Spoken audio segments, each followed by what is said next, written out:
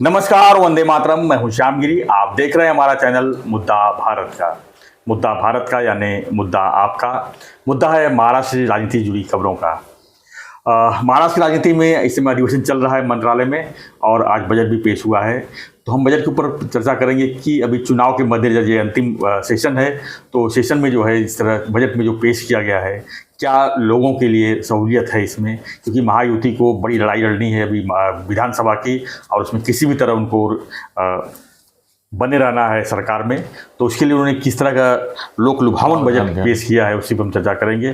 Sir, कुछ budget के point आए हैं आपके बारे में? हाँ, पूरे पॉइंट आए हैं सर। पहली बात तो ये है कि हम राजकीय विश्लेषक हैं, हम अर्थतज्ञ नहीं हैं जी। अपने को, तुमको या मुझे अर्थतज्ञ के बारे में, अर्थशास्त्र के बारे में जीरो नॉलेज है। बिल्कुल। हाँ, तो हम हमारी प्रतिक्रिया जो देंगे वो राजकीय विश्लेषक करके इसके राजकीय परिणाम क्या होंगे उसके बारे में बोलेंगे। तो लोग बोलेंगे भाई जिसमें अकल है उसमें आप बोल रहे हैं। अगर हम बोलेंगे कि इसका ये अर्थ निकलता है, वो लोग हंसेंगे अपने ऊपर, बोलेंगे अरे तू क्या अर्थशास्त्री है क्या। हम हैं राजकीय विश्लेषक। तो सर पहली बात आपको बताता हूँ, ऑन द रिकॉर्ड जो थी वो ऑन द रिकॉर्ड लाना चाहता हूँ। ये बजट अजीत दादा का नहीं है। हाँ, ये बजट मुख्यमंत्री एकनाथ जी शिंदे का है, क्योंकि ये दिलदारी, ये मन का बड़प्पन और सबको सहूलियत देना, सबको संभालना, ये करना, ये अजीत दादा की नीयत नहीं है। इसके पहले भी वो बहुत खड़ूसपना कर चुके हैं। उनका अर्थ मंत्री करके जो भी बजट आया उसमें लोगों को दिक्कतें ही ज़्यादा दी उन्होंने। ये पहली बार ऐसा हो रहा है कि लोग खुश हो रहे हैं। एक सर्वेत्र सुखिनः सन्तु सर्वे सन्तु निरामयाः सर्वे भद्राणि पश्यन्तु मा कश्चित् दुःख आपनुयात्, ऐसा एक संस्कृत सुभाषित है। उस तरह से ये चल रहा है कि भाई सगळ्यांना, सबको आनंद मिले, सुख मिले, चैन मिले, सुरक्षितता मिले, एक आधार हो। इस तरह से सबको हैप्पी बजट है ये। जी, हैप्पी बजट है ये। और अजीत दादा की वो ये नहीं है, क्षमता नहीं है और वो नियत नहीं है कि वो ऐसा हैप्पी बजट देंगे। फडणवीस भी इसमें ज़्यादा नहीं है। फडणवीस भी कैसे ना, वो कठोर है। वो बोलते हैं कि डिसिप्लिन होनी चाहिए। ये बजट जो है ना वो ऐसा करके दिया हुआ कर्ण जैसा बजट है। ये दानशूर कर्ण बैठा है, वो सरकारी बिना बीजेपी सपोर्ट के तो नहीं कर सकते ना सर। बीजेपी वो बात अलग है, मगर और अभी बात अलग है। और ये आइडिया जो है ये सर, ये क्लियर कट दिखती है कि ये सब आइडिया एकनाथ जी शिंदे की है, क्योंकि इस प्रकार की सोच है सर। ये सब जो है ना वो थाना में सालों से करते आए हैं, पर्सनल लाइफ में। आपको बड़ी बात बताता हूँ, इसमें जो कलम आए हैं ना वो सब वो पर्सनल लाइफ में करते हैं। प्यारी बहना अभी इसमें है सर। इन्होंने कितने बहनों को मदद की है थाना में, आप और मैं साक्षी है। थाना में देखो उन्होंने क्या क्या किया है। बजट की मुख्य बातें, मुख्यमंत्री वारकरी संप्रदाय मंडल की स्थापना करेंगे। सर ये वारकरी पंथ जो है, उसके जो लोग हैं उनसे ये धार्मिक है। एकनाथ शिंदे जो है वो कट्टर धार्मिक है। और देखो थाना में जितने भी धार्मिक रिलीजियस फेस्टिवल्स होते हैं, रिलीजियस यात्राएं निकलती है सर। शिरडी को मेरे ख्याल से अब तक 1 लाख लोगों को शिरडी, शनि शिंगणापुर शिंदे साहब भेज चुके हैं। अयोध्या भेजे? हाँ, अयोध्या भेजे है। वो राम ये देखने के लिए भी भेजे मंदिर, मगर उनकी वो नीयत है। तो मुझे आश्चर्य नहीं लगा, वारकरी लोगों के लिए उन्होंने एक मंडल की स्थापना की। सर उन्होंने और एक जो बड़ी बात की है, उसकी वजह से महिलाओं के वोट बड़ी संख्या में, जैसे मध्य प्रदेश में मेरी बहना थी, उससे भी आगे बढ़कर उन्होंने किया। मेरी बहना तो है ही, मगर 21 से 60 वर्ष की आयु पात्र महिलाओं के लिए 1500 रुपये प्रति माह, मतलब हर महीने 1500 महिलाओं को मिलेंगे, 15 साल से लेकर 60 साल की उम्र एज की। असल में ये 60 साल सर मुझे अच्छा नहीं लग रहा है। जब तक वो जिंदा है उसको देना चाहिए। औरत क्या 60 साल के बाद खुद कमाने लगती है क्या? उल्टा हमको 60 साल के बाद ज़्यादा जरूरत पड़ती है। 60 के बाद ज़्यादा ज़रूरत लगती है। तो ये 21 से 60 नहीं, 21 से मरने तक ऐसा करना चाहिए था। 1500।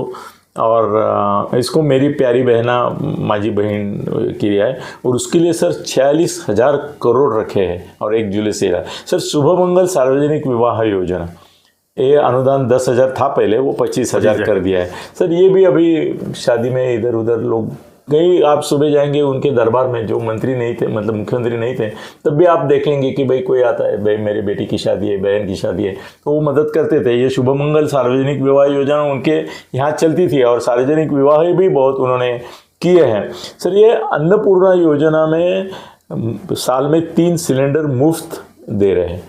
ये भी बड़ी बात है, ये बहुत सारे राज्यों ने किया है, इन्होंने भी किया है, वो अच्छा हो गया। 3 सिलेंडर में जनरली ये नहीं होता है, 5 या 6 लगते हैं, पर सर इतना भी रिलीफ कम नहीं है। 3 सिलेंडर 50%। हाँ, और 25 लाख महिलाओं को लखपति बनाया जाएगा। वो लखपति इसका तो जोर से चल रहा है।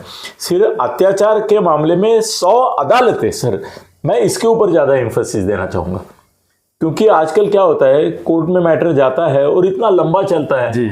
तब तक सब चित्र बदल जाता है। तो ये 100 अदालतें, विशेष अदालतें औरतों के लिए, ये बहुत बड़ी बात हुई। देश में किधर नहीं है, शायद मुझे तो मालूम नहीं है किधर। यानी महिलाओं के ऊपर ज़्यादा फोकस किया गया है, क्योंकि 50% से ज़्यादा जिस तरह से राहुल ने खटाखट किया था। हाँ, वो उसने खाली खटाखट बोला, ये हाँ, कर रहे। सर व्यावसायिक शिक्षा लड़कियों के लिए मुफ्त उच्च शिक्षा, इससे तो सर लड़कियों की शिक्षा जो आधी अधूरी रहती है, क्या है, लोग बच्चे को सिखाते हैं, पढ़ाते हैं, बच्ची के बारे में हाथ पीछे खींच लेते हैं, बोलते हैं अपनी आर्थिक स्थिति नहीं है। अभी कोई बाप ये बहाना नहीं बना सकेगा कि वह आर्थिक स्थिति नहीं है, क्योंकि ये मुफ्त में शिक्षा उनको मिल रही है।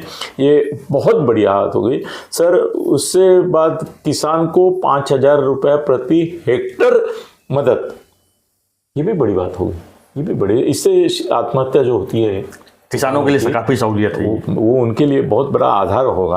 और महिलाओं के साथ साथ किसानों को भी दिया है। प्याज किसानों के लिए विशेष निधि दिया है। प्याज का मामला ऐसा है कि प्याज का मामले की वजह से 6 खासदार इनके खिसक गए, हाँ, पराभूत हुए। तो प्याज का जो पट्टा है पूरा नासिक से लेके वहाँ भी अच्छा किया है सर। उन्होंने डेयरी विकास के लिए जो स्कीम किए हैं वो भी अच्छी चलेगी। लोग ये तुम्हारे डेयरी डेवलपमेंट में इसमें जाएंगे, उनके लिए और कारखाने भी बनेंगे, जिसकी वजह से अमूल का आदर्श तो हम लेते हैं, पर महाराष्ट्र में जगह जगह पे अमूल बनाने की ताकत इसमें है। और 46 लाख 6,000 किसानों को बिजली माफ कर दिए कृषि पंप के लिए। ये तो बड़ी बात है, ये तो बहुत बड़ी बात है, बहुत बड़ी बात है। तो सर ये बजट जो है वो आम आदमी को, इसमें किसानों को भी हो गया है, सब हो गया, सब आ गए। एक खाली इसमें अभी तक मुझे नहीं दिखा, वो आना चाहिए था, मगर अभी वो क्यों नहीं है मेरे समझ में नहीं आ रहा है।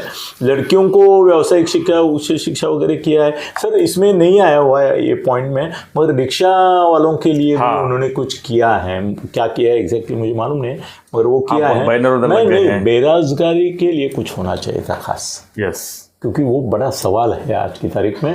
अभी पूरा बजट का ब्यौरा अगर कल मिलता है अपने को तो शायद उसमें होगा भी किधर। ये कैसे है ना, हमको बजट चालू था तब मिला है ये। जी। तो हो सकता है, क्योंकि बेरोजगारी बहुत बड़ी समस्या है, तो उसके लिए और परीक्षाएं, उसका भी महाराष्ट्र में कुछ असर हुआ है। वो परीक्षा में जो भ्रष्टाचार हुआ है उसके ऊपर भी कड़ी कार्रवाई का ये होना चाहिए था। एक और आना चाहिए था मुद्दा, जो अभी दारू पी के लोग दंगा कर रहे सब जगह, उसके बारे में भी कुछ आना चाहिए था। Drunk and drive, illegal bars वगैरह, पब्स वगैरह, कार्रवाई तो कर रहे हैं। सबसे बड़ा विषय सर इसमें लोगों के मन में है, ये सब तो ठीक है, योजनाएं हैं, आपको कुछ लोग मिल जाएंगे। सबसे बड़ा गंभीर विषय इसमें सर महंगाई का पड़ा हुआ है। महंगाई को देखते हुए इनको कम से कम स्टेट लेवल पे जो है पेट्रोल डीजल में कुछ सहूलियत देना चाहिए सर। वो इनके हाथ में नहीं है ऐसा डायरेक्ट, मतलब इनके टैक्सेस रहते हैं। ये बात सही है, 50% तो है नहीं। हाँ है। और अभी निर्मला सीतारामन ने इंडिकेट किया है कि जीएसटी के तहत सर ये सालों से चल रहा है, ये नहीं हो रहा, नहीं हो पा रहा है। महंगाई को सबसे बड़ा महंगाई कारण जो है ये ट्रांसपोर्टिंग है। ट्रांसपोर्टिंग अगर आपका सस्ता अगर हुआ तो महंगाई ऑटोमेटिक कम होती है, नहीं तो बढ़ते ही जाता है सर। आप दूध का भाव देख लीजिए, हर 6 महीने में हर 6 महीने में 2 रुपये बढ़ जाता है। दर्शकों को बोलूँगा कि अगले 12 घंटे में आप आपके सुझाव बजट के बारे में कुछ होंगे तो इनके व्हाट्सएप पर भेज दो। उनमें से जो सुझाव गिरी साहब को और मुझे ठीक लगेंगे, मैं खुद जवाबदारी लेता हूँ कि शिंदे साहब के पास वो मैसेजेस पहुँच जाएंगे। इतनी मैं खबरदारी ले सकता हूँ, उनके पास पहुंच जाएंगे। फिर आगे बजट फाइनल होगा तो उसमें ऐड कर सकते हैं। वो महंगाई का ऐसा गंभीर विषय है सर कि देखिए, जिसको नौकरी है, जिसको अच्छा व्यवसाय है, जिसका सब कुछ सही है, उसको महंगाई कोई असर नहीं करती। कितना ही महंगा सामान है कोई दिक्कत नहीं, क्योंकि महंगाई की वजह से उनका प्रॉफिट बढ़ जाता है। लेकिन जिसके पास कुछ भी नहीं है, तो उनकी जेब ऐसा लगता है कि हम आज की तारीख में भाजी कितनी महंगी हो गई, इस सीजन में भाजी इतनी महंगी होना, ये सब चीज़ों पर ध्यान देना चाहिए। सरकार अगर इस पर ध्यान देती तो मेरे ख्याल से ये सब योजनाएं इतना लाने की भी जरूरत नहीं पड़ती और काफ़ी कुछ हो सकता था। महंगाई का मुद्दा है और मेरे लिए बेरोजगारी का मुद्दा है और सार्वजनिक शांतता सुरक्षा। सर अभी जगह जगह पे आंदोलन हो रहे हैं। आज मैं टीवी, आपके यहाँ आने से पहले टीवी देख रहा था, ऑलमोस्ट आधे महाराष्ट्र में रास्ता रोको चल रहा है। तो इससे भी कितना नुकसान होता है ना, लॉ एंड ऑर्डर का प्रॉब्लम हो जाता है। हाँ, वो हो गया है, दूसरे लोग फायदा उठाते हैं इसमें। हाँ, तो वो भी उसके मामले में भी कुछ तो होम मिनिस्टर को और एक मुद्दा, अभी आप आए तो आने के बाद आपका पहला वाक्य ये था कि सब थाना के रास्ते खराब हो गए। हाँ, खड्डे ही खड्डे हो गए। ये क्या थाना ही नहीं, मुंबई के भी देखिए नहीं, सब जगह हो रहा है। ये क्या मामला है, इसके बारे में क्या कर? जितने ब्रिज लंबे लंबे बने हैं सर, बड़े बड़े ब्रिज बनते हैं, उसके ऊपर डामर का ही लगा सकते हैं आप उसको आरसीसी नहीं बना सकते। तो डामर इतना खराब क्वालिटी का रहता है। और दूसरी बात सर, ब्रिज के ऊपर पानी जमा होता है, आप ब्रिज को एकदम फ्लैट बनाते हो, पानी निकलने जगह ही नहीं, ब्रिज के ऊपर आपको 1.5 घंटा लगा। अभी हाँ। 10 मिनट का रास्ता है तुम्हारे मेरे घर का, 15 मिनट का, 1.5 घंटा से मेरा कैमरामैन भी 1.5 घंटे से नितिन सिग्नल पे अटका हुआ था। सर वो तो छोड़ दीजिए, आप भिवंडी तरफ चले जाइए, 1 किलोमीटर तय करने के लिए, मेरा ट्रांसपोर्टिंग का भी बिजनेस है, मेरे उसमें डायरेक्टर भी हूँ मैं भाई के थ्रू, तो 1 किलोमीटर के लिए 6-6 घंटे लग जाते हैं। क्या बात करें, ट्रकों को, बाप रे, इतनी ट्रैफिक जाम। आप अंजूर फाटा पर जाएंगे आप तो लाइन लगी हुई है वहाँ पर, सब अहमदाबाद वाली गाड़ियाँ सब।